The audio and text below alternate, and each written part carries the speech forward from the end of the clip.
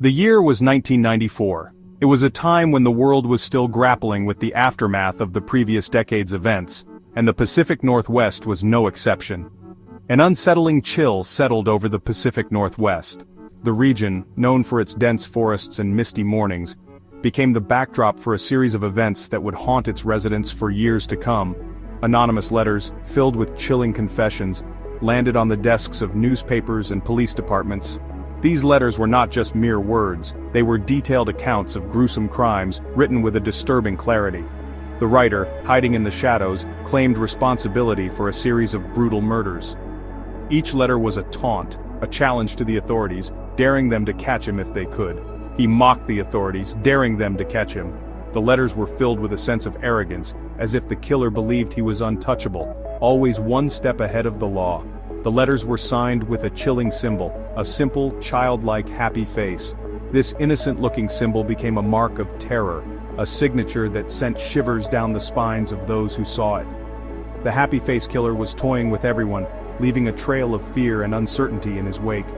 Each new letter brought with it a fresh wave of dread, as people wondered where he would strike next. These letters, filled with graphic details, sent shockwaves through law enforcement. The vivid descriptions of the crimes were almost too horrific to believe, yet they were all too real. Could they be true, or were they the work of a sick prankster? The authorities were left in a state of confusion, unsure of what to believe. The authorities were faced with a daunting task: to separate fact from fiction and unmask the person behind the horrifying claims. Every piece of evidence was scrutinized, every lead followed, but the killer remained elusive. The hunt for the happy face killer had begun. It was a race against time, with the lives of potential future victims hanging in the balance. The public was both horrified and captivated. News of the killer's taunts and the police's desperate efforts to catch him dominated headlines and conversations. Fear mixed with a morbid fascination as people followed the news religiously. Every new development was eagerly awaited, every detail dissected and discussed. Who was this monster hiding behind a happy face? The question lingered in the minds of everyone, from the police to the public. What drove him to commit such heinous acts? What twisted motivations lay behind his actions? And how could he taunt the authorities with such brazenness? The questions were endless, and the answers seemed just out of reach. 3 years before the chilling letters surfaced, the happy face killer had already claimed his first victim. It was January 1990 when Taunted Bennett, a young woman with her whole life ahead of her, crossed paths with evil. She was found lifeless on the side of a desolate Oregon highway, a victim of brutal violence. Her murder sent shockwaves through her community, leaving behind a trail of grief and unanswered questions. The police desperately searched for her killer, but the trail ran cold. Little did they know that this was just the beginning of a terrifying killing spree. Taunted's murder marked the start of a nightmare that would haunt the Pacific Northwest for years to come. The brutality of the crime shook the community to its core. How could someone so brutally take a life? The fear was palpable as people realized a killer was on the loose. Taunted's loved ones were left with an unbearable void, forever haunted by the loss of their daughter, sister, and friend. The investigation was intense, with detectives working around the clock, interviewing witnesses and following every lead. Yet despite their best efforts, justice seemed elusive. The community's frustration grew as months turned into years without any resolution. Taunted's family held on to hope, but the pain of her loss was a constant reminder of the evil that lurked in the shadows. The case remained a haunting mystery, a dark chapter in the history of the Pacific Northwest. And as the years passed, the memory of Taunted Bennett became a symbol of the community's resilience and their quest for justice. In a shocking turn of events, a woman named Laverne Pavlinac came forward, claiming responsibility for Taunted Bennett's murder. She implicated her abusive boyfriend John Sosnovsky in the crime. The police, desperate for a break in the case, clung to her confession. It seemed like the nightmare was finally over. However, doubts lingered. Some investigators questioned the validity of Pavlinac's confession. The details she provided were inconsistent, and her story seemed too far-fetched. The truth, as it turned out, was far more sinister. Pavlinac, driven by a desire to escape her abusive relationship, had fabricated the confession.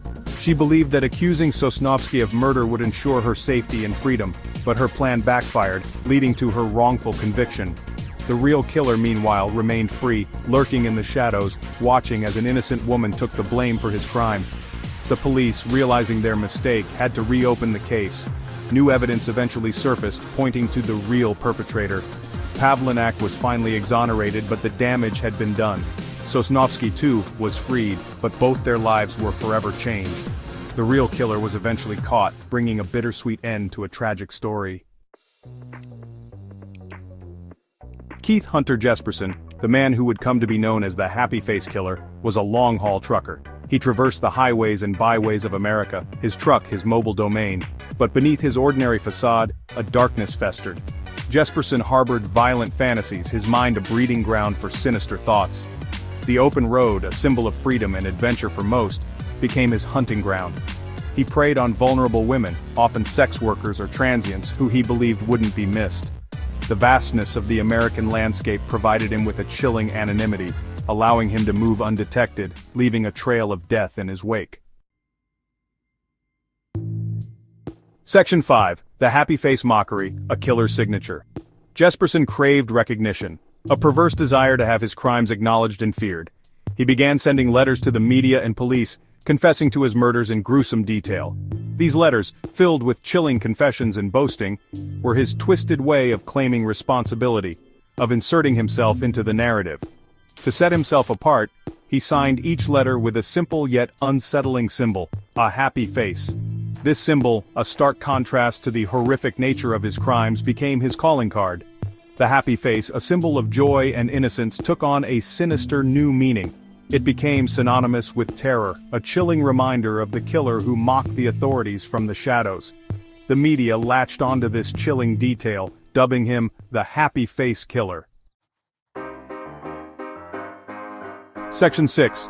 Justice for Julie Winningham's murder and the confession. Years passed, marked by more murders, more letters, and more taunts.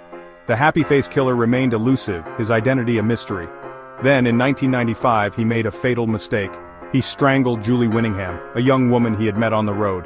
This time, however, he didn't vanish into thin air. Jesperson was apprehended for a separate crime. During his interrogation, he confessed to Winningham's murder.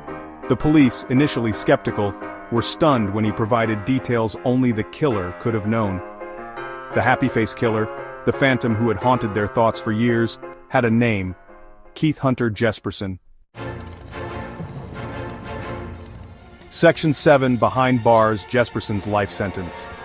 Jesperson's trial was a media spectacle. The world watched as the man behind the happy face mask was brought to justice. He pleaded guilty to multiple counts of murder, confessing to killing 8 women in total.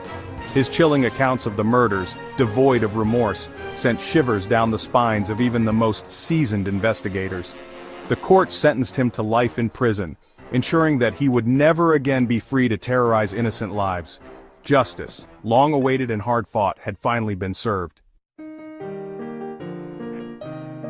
Section 8. Unanswered Questions, the Mystery of Unknown Victims. Though Jesperson was behind bars, questions lingered. He had claimed to have killed more than 8 women, but could his claims be trusted?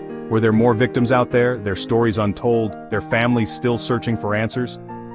To this day, investigators continue to examine unsolved cases, haunted by the possibility that the Happy Face Killer's reign of terror might have extended further than they initially believed. The true extent of his crimes may never be fully known, leaving a chilling legacy of unanswered questions. Section 9. Drawn to Darkness, exploring further into true crime. The case of the Happy Face Killer, with its chilling blend of brutality, taunting, and mystery, continues to fascinate and horrify. It serves as a stark reminder of the darkness that can lurk beneath the surface of seemingly ordinary lives. The human psyche, capable of both great love and unimaginable cruelty, remains an enigma. If you're drawn to the dark side of human nature, I invite you to delve deeper into the world of true crime, explore the stories of other notorious killers, unravel their motives, and confront the unsettling truths they reveal about ourselves and the world we live in. Remember, the pursuit of justice, the search for answers, and the need to understand the darkness are all part of the human experience.